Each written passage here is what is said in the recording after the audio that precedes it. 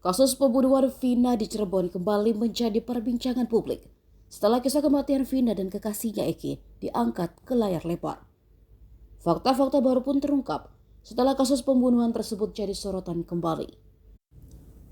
Selain ciri-ciri ketiga pelaku yang kini masih buron dirilis polisi, terungkap pula jika ada pihak yang tak ingin film Vina ditayangkan. Ini diutarakan kakak Vina, Marliana, yang mengaku sempat didatangi dua pria misterius. Mereka ingin agar proses syuting film Vina tak dilanjutkan.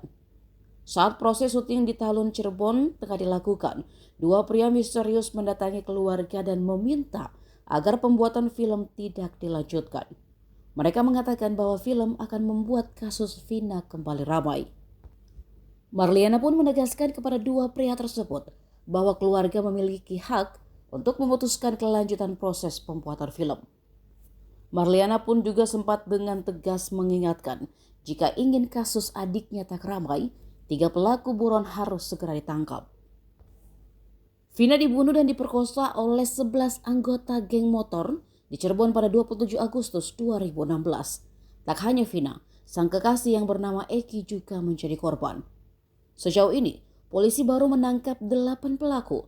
7 diantaranya divonis penjara seumur hidup, sedangkan 1 pelaku dihukum penjara 8 tahun.